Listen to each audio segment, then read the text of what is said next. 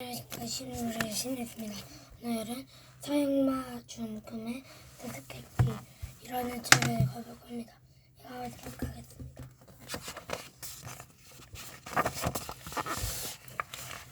(1892년 3월) 나는 망통이라는 프랑스의 작은 바닷가에서 아주 기분 좋은 나날을 보내고 있었습니다. 나는 이곳에서 스미스라는 부자를 알게 되었습니다. 오늘은 영국인 식당에서 함께 아침 식사를 하고 있었는데 그가 갑자기 소리쳤습니다. 저 걸어가는 사람을 보세요. 왜요? 아는 사람이에요? 나는 그 사람을 견출했습니다. 왜? 네, 마낭이라는 석유 사업가예요. 그는 리옹에서 가장 부자랍니다. 나이가 많아 일선에서는 물러났다고 들었습니다. 그는 항상 슬픈 얼굴을 하고 다녀요. 마치 꿈을 꾸고 있는 것처럼 보이기도 해요. 다른 사람들과 말하는 것도 보지 못했어요. 그래서 무엇을 생각하는지도 모릅니다. 나는 스미스에게 마냥에 대해 아는 것이 있으면 좀 더 이야기해보라고 했습니다. 그러나 그는 멍하니 앉아있는 것 뿐이었습니다. 얼마 뒤 다른 손님들은 모두 아침 식사를 마치고 밖으로 나갔습니다. 밖을 보니 태양이 아주 높게 뛰어 있었습니다. 스미스로는 여전히 생각에 잠겨 있었습니다. 그래서 나는 혼자 바닷가를 산책하려고 일어났습니다.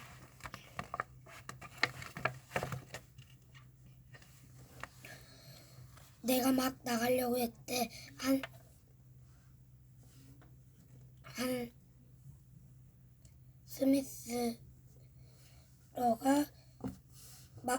내가 막 나가려고 할 때 스미스가 갑자기 한숨을 푹 쉬며 말했습니다. 아, 모두 지나갔어. 다시는 돌아오지 않을 거야. 무엇이 돌아오지 않는다는 겁니까? 나는 호기심이 생겼습니다. 그것은 안데르센 동화 같은 거죠. 한 어린아이가 작은 새 한 마리를 기르고 있었습니다. 그 새는 노래를 아주 잘 불렀습니다. 그런데 어린아이는 작은 새를 잘 돌보지 않았죠. 새는 배가 고프고 목도 말랐습니다. 노랫소리는 점점 작아지고 슬퍼졌죠. 결국 새는 죽었습니다. 어린아이는 슬퍼서 울음을 터뜨리고 말았죠. 그리고 친구들을 모두 모아 작은 새를 위해 정중하고도 성대한 장례식을 치러주렸습니다. 이해하시겠어요? 이것은 마치 시인을 굶어 죽게 한 다음 시인을 위해 호화롭게 정중한 장례식을 치러주는 것과 같아요. 장례식에 쓸 돈을 시인에게 미리 주었다면 그는 죽지도 않았을 테고 어쩌면 훌륭한 한 시를 쓸지도 모르죠. 얼마나 슬픈 일입니까? 이런 일은 정말 다른 사람이 끼어드는 바람에 스미스로의 말은 끊기고 말았습니다. 그도 더 이상 아무 말도 하지 않았습니다. 그는 저녁 10시쯤 스미스가 나를 방으로 초대하였습니다. 그는 방에서 따뜻하고 아주 편안했습니다.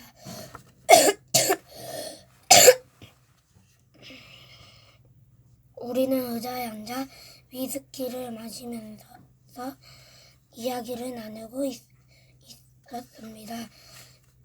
밖에는 때가 아닌 파도가 몰려왔습니다. 그 파도 소리에 우리는 더욱 기분이 좋았습니다. 스미스는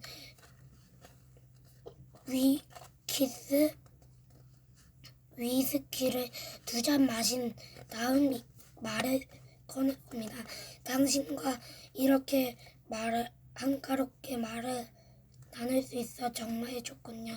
마음이 편안해서인지 지난 일도 생각나고 내가 당신에게 귀한 한 가지 사건을 알려드리지요.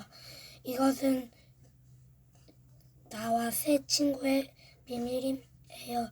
내 마음 속에 아주 여러 해 동안 숨긴 것인데 들어보시겠습니까? 나는 고개를 끄덕였습니다. 빨리 듣고 싶어서 기다릴 수 없을 정도였습니다. 그가 이야기를 시작했습니다. 아주 오래전 내가 젊었을 때 이야기입니다. 그때 난 화가 수업을 위해 프랑스 곳곳을 돌아다니며 그림을 그렸습니다. 그러다가 클로디와 카리나는 젊은 두 화가를 만났습니다. 우리는 가난했지만 정말 행복했습니다. 그래서 그림을 그릴 수 있었습니다.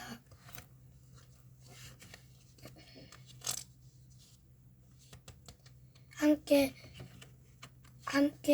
여행을 했습니다. 우리는 가난했으면 정말 행복했습니다. 그래서 그림을 그릴 수만 있다면 어떤 어려움도 참을 수 있었습니다. 세 사람이 브르통 마을을 유량할 때 가지고 있던 돈이 바닥났습니다. 가난하긴 마찬가지였으니까. 가난하긴 마찬가지였지만 그는 우리에게 구세주였습니다. 그를 배고픔에 구해줬으니까요. 그가 바로 프랑스야 밀레입니다. 뭐라고요? 그 위대한 화가 밀레 말입니까? 그를 압니까? 스미스는 웃었습니다. 위대하다고요? 그때는 그도 우리 세 사람처럼 조금도 위대하지 않았어요. 브루통 마을조차 그를 아는 사람은 몇 사람 안 됐으니까요. 우리 네 사람은 아주 좋은 친구가 됐어요. 비록 매끼 식사는 걱정을 해야 했지만 우리는 훌륭한 화가가 되려고 노력했어요. 집에는 네 사람의 작은 작품이 가득 쌓여갔습니다. 그러나 그림은 한 장도 팔리지 않았어요. 2년이 넘도록 우리는 한 푼도 없는 가난뱅이였습니다.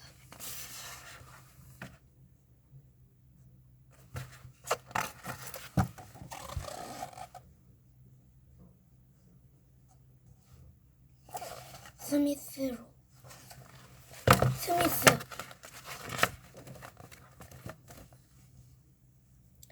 그러던 어느 날 클로드가 아주 다급하게 들어오며 말했습니다.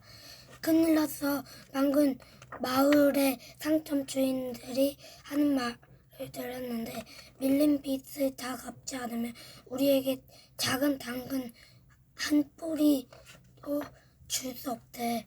이 날벼락 같은 소리에 우리는 모두 얼떨결했습니다. 방 안에는 침묵이 흘렀습니다.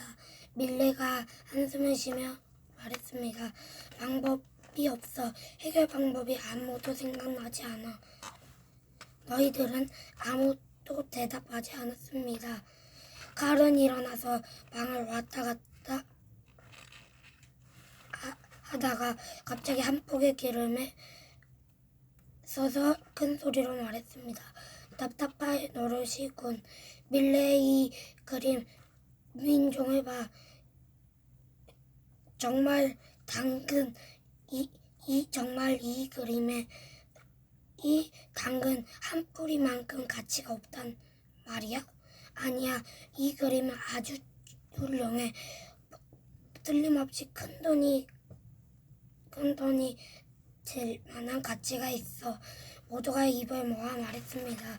만약 이 그림의 대가 서명이 더해지면 비싼 값으로 팔 수 있을 거야. 만약 이 그림의 대가에 서명이 물론이야. 하지만 그게 우리와 무슨 상관이 있어? 밀레는 카렐이 무슨 생각하는지 알 수 없었습니다. 되게 좋은 생각이 있어. 이 그림에 대가의 이름을 붙여 파는 거야. 칼이 아주 비밀스럽게 말했습니다. 칼, 너 제정신이야? 대가의 이름을 붙이자니 한 사람당 10만 프랑씩 나누면 충분해. 칼은 계속 말했습니다.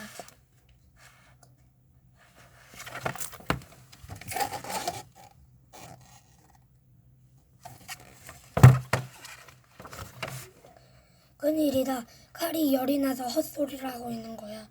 클로드가 말했습니다. 빨리 칼을 의사에게 데리고 가자. 더 늦기 전에 조용히 해봐. 칼의 말을 더 들어보자. 밀레가 칼 쪽으로 머리를 돌렸습니다. 칼은 웃으며 말했습니다. 좋아, 내 말을 들어봐. 너희들도 알다시피 역사상 많은 위대한 화가들이 굶어 죽은 후에야 인정받았어. 감히 말하는 건데 진정으로 위대한 화가가 살아있을 때 아무도 안아주지 않았어. 그가 죽은 뒤에야 비로소 그림이 인정되고 게다가 그림값도 치솟게 되지. 이 원리로 따르자면 우리 4사람 중에 한 명이 죽어야 돼. 뭐? 누가 죽는다고? 조용히 해봐. 내 말 아직 다 안 끝났어. 우리가 제비꼴기로 해서 뽑힌 사람은 상대월 동안 필사적으로 그림을 그리는 거야. 소모와 습작, 물론 먹칠도 괜찮아. 많이 그릴수록 좋으니까. 그리고 그리는 그림 모두에 그의 설명을 하는 거야. 그 사람들이 그의 작품인 걸 금세 알수록 말이야. 그렇게 해야 잘 팔릴 테니까. 그 화가가 죽고 나면 세계의 큰 미술관들은 앞다투어 그 그림을 소장하려고 할 거야. 그것도 엄청 비싼 가격에. 다른 사람들은 그동안 대도시에 가서 선정하는 거야. 그림 수집가에 접근해서 그의 그림을 파는 거지. 가능한 짧은 시간에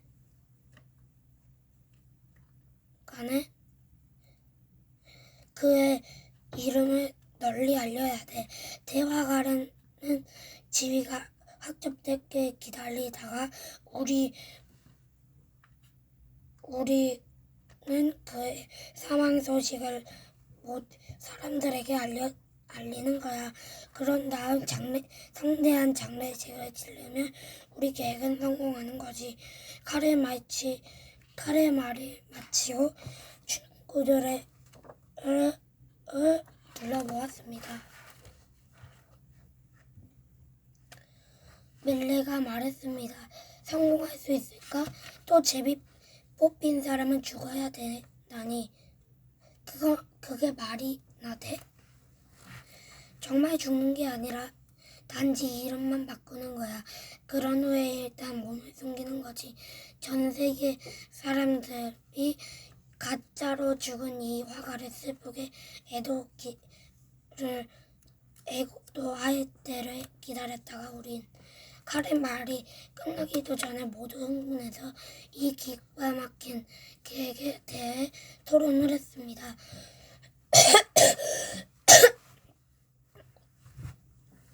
흠잡을데 없이 완벽한 계획이 세워졌고 우리는 드디어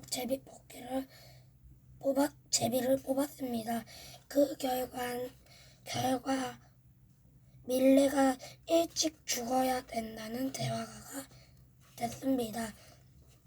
밀레를 제외한 모든 세 사람은 몸에 지니고 있는 물건을 다 모두 팔아 돈으로 바꾸었습니다.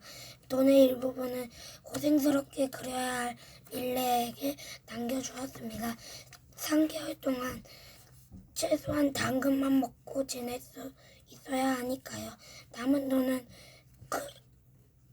클로드와 칼과 나의 여행 비용이었습니다. 다음날 아침 우리 세 사람은 아침을 먹고 서로 행운이 따르길 바라면서 밀레의 그림 몇 점을 가지고 각자 길을 떠났습니다. 칼은 발리로 갔고 클로디와 나는 다른 도시로 갔습니다. 나는 꼬박 이틀을 걸어가서 겨우 첫 번째 사람을 만났습니다. 그는 큰 저택 주인이었습니다. 그가 복도에 서 있는 걸 보고 나는 얼른 그림 도구를 꺼내 그 저택을 그리기 시작했습니다. 나는 그리는 속도를 아주 빨리 하고 동작도 일부러 과장해서 저택 주인의 주위를 그렸습니다. 드디어 그가 나를 보았습니다.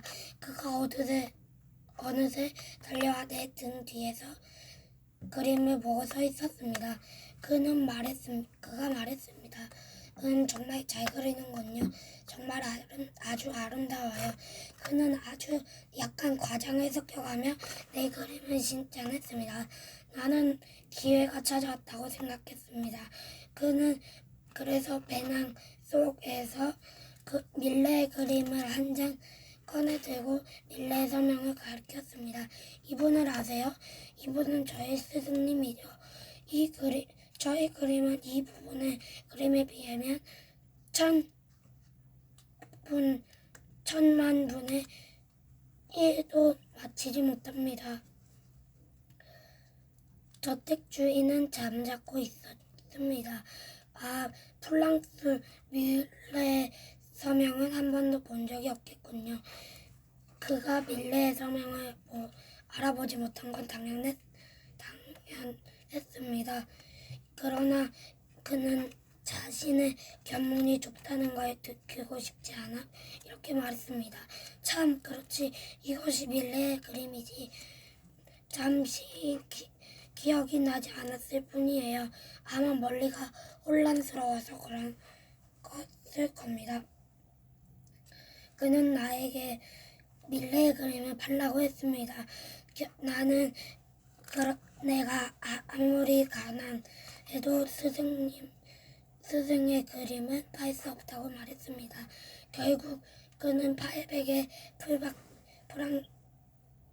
800프랑의 밀레의 그림을 사갔습니다. 800프랑, 세상에 800프랑이라니. 과거 밀레의 그림은 8프랑조차도 받을 수 없었습니다. 나는 브로통의 마을에 있는 밀레에게 돈을 붙이고 다시 다른 마을로 갔습니다. 나는 매일 한 장씩 그림을 팔았습니다. 절대 2장 이상은 팔지 않았습니다. 나는 언제나 고객에게 말했습니다. 제가 플랑스와 밀레의 그림을 팔아버리려다니. 정말 바보입니다. 그는 지금 병이 심각해서 3개월 이상 살지 못할 거라고 합니다. 그가 죽게 된다면 그의 그림을 갖는다는 것이 아주 어려워질 텐데 3개월 동안 나는 사람을 만나면서 밀레의 이름을 널리 퍼뜨린 후 병으로 죽어가고 있다는 소문도 덧붙여 소문냈습니다. 특히 지방신문은 기자에게 빠뜨리지 않고 소문을 냈습니다. 신문에 밀레에 관한 새로운 기사가 하시려면 그 기사를 올려서 밀레의 그림을 샀던 모든 사람에게 붙여주었습니다. 칼은 더욱 지독했습니다. 그는 파리의 큰 신문사 기자를 통해 밀레의 명성을 세계 각국 알렸습니다. 그는 밀레의 만종 그림을 2,200프랑에 고에게 팔았습니다. 이것은 밀레의 그림 중에서 가장 비싼 것이었습니다. 약속한 6주일을 보낸 후 우리는 세 사람은 다시 파리로 다시 모였습니다. 우리는 85점의 그림을 팔아 69,000프랑을 벌였습니다. 드디어 밀레는 프랑 전역에 두루 명성을 떨치게 되었습니다. 모든 것이 아주 순조로웠습니다. 우리는 축배를 들며 첫 번째 성공을 축하했습니다. 그런 다음 곧장 밀레에게 편지를 썼습니다. 그에게 병난 것처럼 침대에 힘없이 누워 병문안을 가는 사람을 맞이라고 시켰습니다. 그리고 10일 후에는 죽음을 준비하라고 했습니다.